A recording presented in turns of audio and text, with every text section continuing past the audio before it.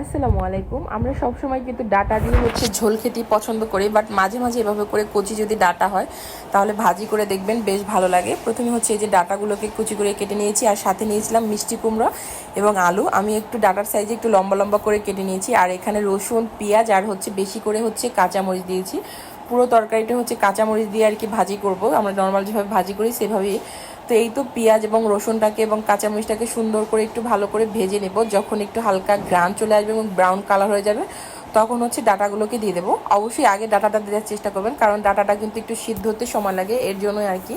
তো এই তো এখন ভাজা ভাজা হয়ে গেছে, যখন এরকম পর্যায়ে চলে আসবে তখনই ডাটাগুলোকে দিয়ে দিতে হবে।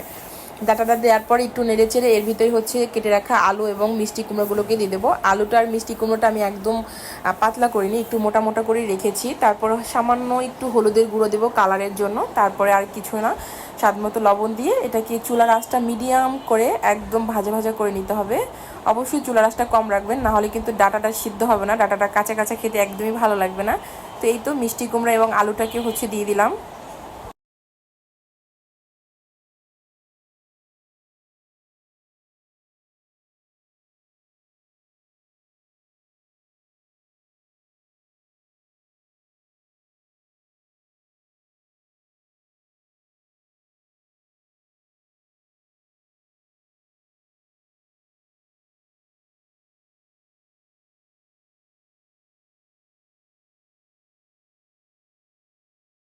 একটু নেড়ে চেড়ে এখন ঢাকনা বন্ধ করে রেখে দিব। এখানে কোনো প্রকার পানি টানি কিছুই ব্যবহার করতে হবে না, এটা এরকম হালকা করে আঁচ রেখে দিলেই এটা ভালো করে সিদ্ধ হয়ে যাবে এবং ডাটাগুলো একদম নরম হয়ে যাবে। আর এই ভাজিটা আমি জীবনেও কখনো ডাটা ভাজি খাইনি, এই প্রথম ডাটা ভাজি খেয়েছি, বাট এটার আমি ফ্যান হয়ে গেছি, বিশেষ করে অনেক বেশি মজা ছিল এটা।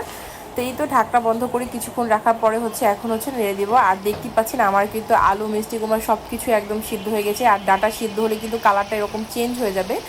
যখন নামাবেন তখন একটু ধনিয়া পাতা ছিটিয়ে নামিয়ে নিলেই রেডি হয়ে গেল ডাটা, আলু, মিষ্টি কুমড়ার ভাজি। আপনারা চাইলে এখানে অন্য সবজি ব্যবহার করতে পারেন, বাট মিষ্টি কুমড়াটা যদি আপনারা পছন্দ না করেন সেক্ষেত্রে আলু দিয়েও ভাজি করতে পারেন। ধন্যবাদ সবাইকে। ভিডিওটা কেমন লাগলো অবশ্যই কমেন্ট করে জানাবেন।